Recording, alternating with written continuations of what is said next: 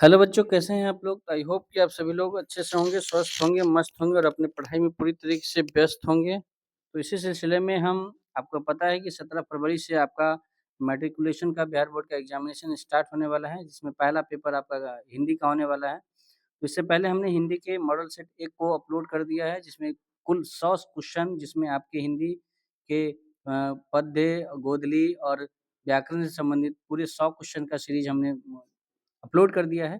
तो अब हम देखेंगे इस वीडियो में मॉडल सेट 2 के 100 और प्रश्न जो कि आपके एग्ज़ामिनेशन के पॉइंट ऑफ व्यू से काफ़ी इम्पोर्टेंट होने वाले हैं और इतना यदि आप कर लेते हैं तो आपका जो 50 में 50 मार्क्स ऑब्जेक्टिव में कोई नहीं रोक सकता है।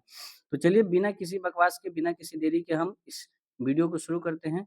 आज का पहला सवाल हमारा रहेगा सवाल नंबर 1 शुरू करते हैं। सवाल कहता है कि बुद्धिज़्म और कम्युनिज़्म के लेखक कौन है? ये आपका एक चैप्टर है जिसमें बुद्धिज़्म और कम्युनिज़्म के बारे में बात किया है, तो इसका राइटर के बारे में पूछा गया है। आप याद रखिए कि 5 से 10 सवाल तो आपके सिर्फ़ कहानी और उसके राइटर के बारे में पूछा जाता है। तो उसका भी हम शॉर्ट वीडियो आपके लिए ज़रूर लाएँगे, आपके एग्ज़ाम के पॉइंट ऑफ व्यू के लिए। बुद्धिज़्म और कम्युनिज़्म के लेखक कौन होंगे? तो ऑप्शन होगा भीमराव अम्बेडकर। श्रम विभाजन और जाति प्रथा शीर्षक पाठक के लेखक कौन हैं? तो ये आपको पता होना चाहिए। हमने इससे रिलेटेड सवाल भी करवाए हैं। भीमराव अम्बेडकर के द्वारा ही ये पाठ लिखा गया, ऑप्शन नंबर बी। किसकी चित्कार से सेनों का आरामदेह शयनागार गूँज गया? तो इसका आंसर हो जाएगा मदन के। विष के दाँत नामक पाठ में कौन नाउम्मीद बुढ़ापे की आँखों का तारा है? तो ये होगा खोखा, जिसे हम कासू के नाम से जानते थे। वॉरेन हेस्टिंग्स कौन थे? तो वॉरेन हेस्टिंग थे भारत का गवर्नर जनरल। किसने मैक्स मुलर को वेदांतियों का भी वेदांती कहा था? तो ये हो जाएगा स्वामी विवेकानंद को। 7वें नंबर सवाल पे चलेंगे। देवताओं के राजा का ब्रज किसकी हड्डियों से बना था? तो इसका आंसर हो जाएगा दधीची के हड्डियों से। नाखून क्यों बढ़ते हैं शीर्षक पाठ कथ की कौन विद्या है? तो ये आपको पता होना चाहिए कि एक ललित निबंध है। निम्नलिखित में कौन सी रचना सरहपाद की है? तो ये इसका आंसर हो जाएगा दोहा कोश। अनाम दास का पोथा साहित्य की किस विद्या से संबंधित है? इसका आंसर हो जाएगा उपन्यास से। बहादुर पर चोरी का आरोप कौन लगाता है? तो ये लगाते हैं निर्मला के रिश्तेदार। रिश्तेदारों का काम ही होता है कि आपको बदनाम करे, ठीक है? तो हमने हिंदी के चैप्टर वाइज़ भी क्वेश्चन ऑब्जेक्टिव बहुत सारे ऑब्जेक्टिव करवाए हैं, तो उसको भी आप इस चैनल पे जाके देख सकते हैं। उसकी और अपने जो है तैयारी की टेस्ट कर सकते हैं। उसकी हँसी बड़ी कोमल और मीठी थी, जैसे फूल की पंखुड़ियाँ बिखर गई हो। उपयुक्त कथन में किसके संबंध में कही गई है? तो इसका आंसर हो जाएगा ऑप्शन नंबर सी बहादुर के बारे में। परंपरा का मूल्यांकन किसकी कृति है? तो परंपरा का मूल्यांकन रामविलास शर्मा की कृति है। हिंदुस्तानी डांस म्यूजिक कहाँ स्थित है? तो ये दिल्ली में है। इसके बाद अगला सवाल 15 नंबर, बिरजू महाराज अपना सबसे बड़ा जज किसको मानते थे? तो ये मानते थे अम्मा को, अपनी अम्मा को सबसे बड़ा जज मानते थे, ठीक है? 16 नंबर सवाल पर चलते हैं। पिकासो की विख्यात कृति का नाम क्या है? तो इसका आंसर हो जाएगा मादा मोजेल द अवेन्यू। महाविद्यालय नामक कहानी संग्रह किनकी रचना है?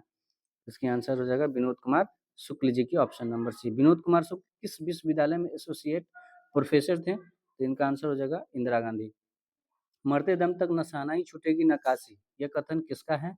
तो ये थे बिस्मिल्लाह खां जी का, है ना?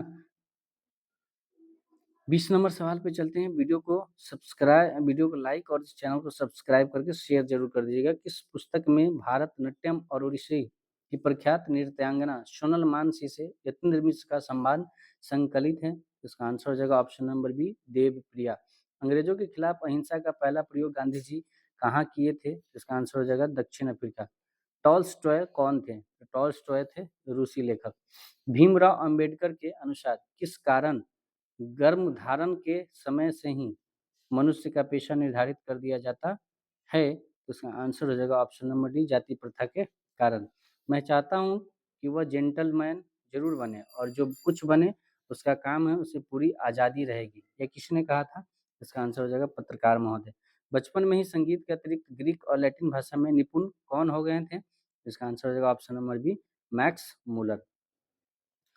द का उच्चारण स्थान क्या है? तो द का उच्चारण स्थान हो जाएगा आपका ऑप्शन नंबर सी दंत। निम्नलिखित में से कौन अंतःस्थ व्यंजन है? तो इसका आंसर हो जाएगा ऑप्शन नंबर बी र।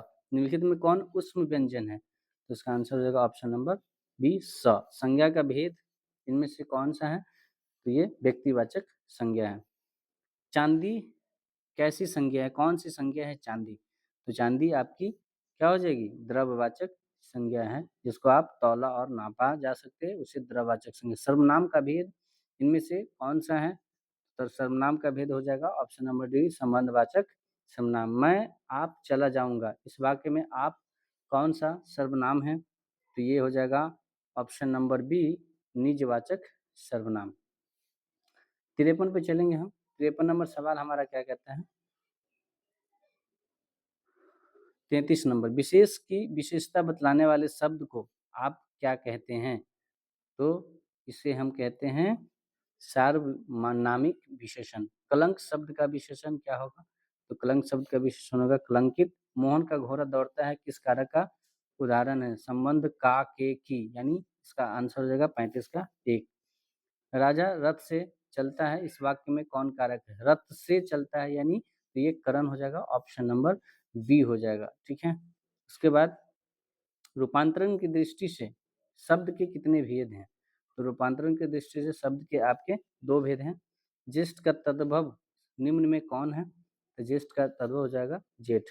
निर्जन में कौन सा सर्ग है? उपसर्ग यानी जो पहले आके लगता है, तो इसका आंसर हो जाएगा ऑप्शन नंबर बी निर। परि उपसर्ग के योग से बने शब्द कौन इसमें नहीं है? तो परि से परिणाम है ना, पराभाव जो है ये नहीं होगा, क्योंकि पर से है ये, है ना, परि से नहीं है। तो ऑप्शन नंबर सी 40 का करेक्ट आंसर। पारिवारिक शब्द में कौन प्रत्यय है? तो इक प्रत्यय होगा 41 का ऑप्शन नंबर बी, क्योंकि लास्ट में इक आता है। परिवार जोड़ इक पारिवारिक। ईर्ष्यालु शब्द में कौन सा प्रत्यय है, यानी लास्ट में? तो क्या हो जाएगा? यालु। ऑप्शन नंबर क्या हो जाएगा? डी आलू हो जाएगा। निम्नलिखित में कौन शब्द गंगा का पर्यायवाची है? तो गंगा का पर्यायवाची आप लोग याद रखिएगा, इसका आंसर हो जाएगा जानवी। आनंद शब्द का पर्यायवाची क्या होता है? आनंद मतलब आनंद का मतलब क्या हो जाएगा आपका? प्रमोद। उदार शब्द का विलोम क्या होता है? तो उदार क्या होगा? कृपण। जपूजी किसकी रचना है? तो जपूजी आपकी जो होगा गुरु नानक की रचना, ऑप्शन नंबर सी हो जाएगा। गुरु नानक शब्द, गुरु नानक किस धारा के प्रमुख कवि हैं? तो ये हो जाएंगे आपके बी निर्गुण। गुरु नानक ने किस धर्म का प्रवर्तन किया था? इसका आंसर हो जाएगा ऑप्शन नंबर सी सिख धर्म का। गुरु ग्रंथ साहिब का संग्रह किसने किया? तो इसका आंसर हो जाएगा गुरु अर्जुन देव ने। प्रेम वाटिका किसकी रचना है? तो प्रेम वाटिका जो है रसखान की रचना है। उसके बाद इन मुसलमान हरिजन पै कोटिन हिंदू वार्य किस कवि के लिए कहा गया है? तो इसका आंसर हो जाएगा रसखान जी के लिए कहा गया है, ऑप्शन नंबर डी। कवि घनानंद के अनुसार प्रेम का मार्ग कैसा होता है? तो ये हो जाता है सीधा और सरल। उसके बाद हम 53 नंबर सवाल पे चलते हैं। 53 नंबर सवाल का था स्वदेशी शीर्षक पाठ किससे संकलित है? तो इसका आंसर हो जाएगा ए प्रेम घन सर्वस्व से। किस कविता में नव जागरण का स्वर मुखरित है? तो इसका आंसर हो जाएगा ऑप्शन नंबर बी स्वदेशी रचना से। भारत माता कविता में भारत का कैसा चित्र प्रस्तुत किया गया है? इसका आंसर हो जाएगा ऑप्शन नंबर सी यथा तथ्य, है ना। युगवाणी किनकी रचना है? तो युगवाणी आपकी किसकी रचना है भाई साहब? सुमित्रा नंदन पंत की। कवि दिनकर के अनुसार मिट्टी की अबोध मूर्ति कौन है? तो ये हो जाएंगे जनता। अज्ञे को हिंदी के अलावा और किस भाषा का ज्ञान था? इसका आंसर हो जाएगा उपयुक्त सभी भाषा का, संस्कृत, फारसी और अंग्रेजी का। अज्ञे का पूरा नाम क्या था? तो अज्ञे का पूरा नाम था आपको जीवनानंद दास, सॉरी ये सचिदानंद हीरानंद वात्स्यायन अज्ञे। एक वृक्ष की हत्या के कवि कौन है? तो इसका आंसर हो जाएगा ऑप्शन नंबर ए, यानी कुंवर नारायण, ऑप्शन नंबर ए। आत्मजयी नामक प्रबंध काव्य किस कवि द्वारा लिखा गया है? तो लिखे गए हैं कुंवर नारायण जी के द्वारा। ठीक है, उसके बाद अगला सवाल, वीरेन डंगवाल कवि हैं, किसके कवि हैं? तो इसका आंसर हो जाएगा 62 का ऑप्शन नंबर डी समकालीन के। सृष्टि की विकास कथा का प्रथमाक्षर क्या है? ये हो जाएंगे विफलता पर छलके आंसू।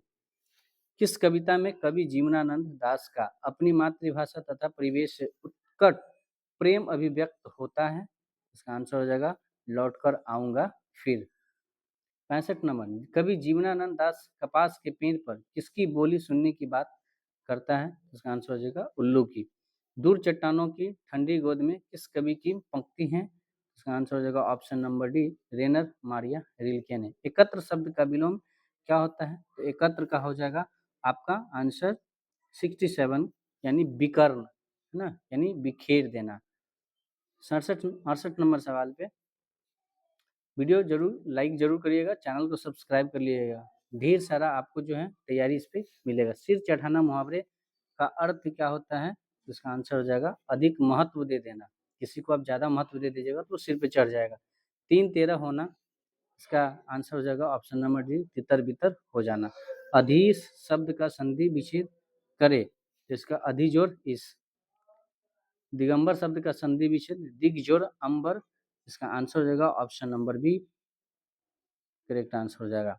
72 नंबर सवाल पे हम चलेंगे। 72 कहेगा निम्नलिखित में से कौन शब्द विसर्ग संधि का उदाहरण है? इसका आंसर हो जाएगा निरोग। मृग छौना शब्द में कौन समास है? इसका आंसर हो जाएगा तत्पुरुष समास। हरफमौला शब्द में कौन समास है? तो समास से भी काफी क्वेश्चन आएंगे, तत्पुरुष समास ये भी होगा। जो व्याख्या करता है के लिए एक शब्द, यानी व्याख्याता, ऑप्शन नंबर ए 75 का करेक्ट आंसर हो जाएगा। 76 नंबर सवाल पर चलते हैं। विश्वास के योग के लिए एक शब्द बताइए। तो विश्वसनीय हो जाता है। जो विश्वास के योग होता है उसे विश्वसनीय बोलते हैं। उसके बाद 77 कपड़ा शब्द का बहुवचन क्या हो जाएंगे? कपड़े हो जाएंगे। निम्नलिखित में से सब शुद्ध शब्द कौन सा है इसमें 78 का? इसका ये साम्राज्य, ये सही शब्द है। निम्नलिखित में कौन विस्मादी बोधक चिन्ह है? इसका आंसर हो जाएगा ये, इसे हम विस्मादी बोधक कहते हैं। शब्द के जिस व्यापार से मुख्य और लक्ष्य अर्थ से भिन्न अर्थ प्रतीत होते हैं उसे हम क्या कहते हैं? यानी इसका आंसर हो जाएगा आपका ऑप्शन नंबर सी, व्यंजना कहते हैं। निम्नलिखित में कौन शब्द कर्मधारय समास का उदाहरण नहीं है? तो सभा भवन जो है उदाहरण नहीं होगा इसका। निम्न में शुद्ध वाक्य कौन है? आपका भवदीय साहित्य और जीवन का गहरा संबंध है, वहाँ भारी भरकम भीड़ जमा थी, तो इसका आंसर हो जाएगा श्री कृष्ण के अनेक नाम हैं, ऑप्शन नंबर डी। वह पढ़ता होगा किस काल का उदाहरण है ये? तो ये आप बता सकते संदिग्ध वर्तमान, यानी इसमें डाउट है। सूर्योदय हुआ और कुहासा जाता रहा किस वाक्य का उदाहरण है? तो इसका आंसर हो जाएगा संयुक्त वाक्य का। एक साथ जब भी और जुड़ गया, यानी एक साथ दो बातों को, दो वाक्यों को जोड़ा गया। ठीक है, इसके बाद हम ये 84 नंबर सवाल हो गया। उसके बाद 85 नंबर सवाल पे चलते हैं। तुम पढ़ो किस वाक्य का उदाहरण है? तो तुम पढ़ो ये जो हो जाएगा आज्ञावाचक, यानी किसी को हम आज्ञा दे रहे। रात को पहरा देने वाला किस पदबंध का उदाहरण है? तो इसका आंसर हो जाएगा संज्ञा पदबंध का। क्लिनिक शब्द किस लिंग का उदाहरण है? इसका आंसर हो जाएगा पुल्लिंग शब्द का। संज्ञा सर्वनाम विशेषण और क्रिया के जिस रूप से संख्या का बोध हो उसे क्या कहते हैं? तो उसके बोलते हैं हम वचन बोलते हैं। ठीक है, 89 पे नजम्मा मगम्मा की कौन थी? तो नजम्मा मगम्मा की क्या थी हमारी? वो बेटा के नजम्मा मगम्मा की बहू थी। मगम्मा किसके लिए मिठाई ले जा रही थी? तो ये अपने पोता के लिए ले जा रही थी। श्रीनिवास जी का जन्म कहाँ हुआ था? तो ये हुआ था कोलार कर्नाटक में। ढहते विश्वास शीर्षक की कहानी की नायिका कौन है? ये है आपकी लक्ष्मी। उसके बाद 93 नंबर सवाल। उड़ीसा राज्य परिवहन निगम के अध्यक्ष निम्न में से कौन लेखक रह चुके हैं? तो इसका आंसर हो जाएगा सात कोरी होता। कौन सा महीना माँ के लिए आराध्य देव बन गया था? इसका आंसर हो जाएगा ऑप्शन नंबर डी, अगहन। अंदर किसी को देखने जाने का नियम नहीं है, यह किसने कहा है? इसका आंसर हो जाएगा मेट्रन ने। पापत्ती बेहोश क्यों पड़ी थी? तो पापत्ती बेहोश पड़ी थी तेज बुखार के कारण। उसके बाद अगला सवाल 97 नंबर। एस रंगराजन किस लेखक का पूरा नाम है? ये हो जाएगा सुजाता का। धरती कब तक घूमेगी शीर्षक पाठ में सवाल किस चीज का था? इसका आंसर हो जाएगा ऑप्शन नंबर सी, रोटी का। राजस्थानी भाषा के सफल कहानीकार कौन है? इसका आंसर हो जाएगा ए साबर दैया। उसके बाद अगला अंतिम, धरती कब तक घूमेगी किस भाषा से अनुदूतित कहानी है? तो तो 100 का आंसर आप करेंगे। तो आई होप कि आप पूरी वीडियो को देखेंगे। वीडियो को हमने जितना छोटा हो सकता है वो प्रयास किया है बनाने का, जिसमें आपके डायरेक्ट आंसर क्वेश्चन आपके करवाने का कोशिश किया है, जिससे आपकी भी आखिरी समय में टेस्ट हो सके कि आपकी हिंदी में कितनी पकड़ है और आपकी हिंदी में कितनी तैयारी हो गई है। तो आप ज़रूर बताएंगे कि आपके 100 में से कितने मार्क्स आ रहे हैं, ठीक है। बाकी मिलते हैं नेक्स्ट आपके मॉडल सेट के साथ, नेक्स्ट सब्जेक्ट के साथ, नए वीडियो में, नए टॉपिक से। तब तक के लिए आप स्वस्थ रहिए, मस्त रहिए और अपनी पढ़ाई में व्यस्त रहिए। Thank you so much. जय हिंद।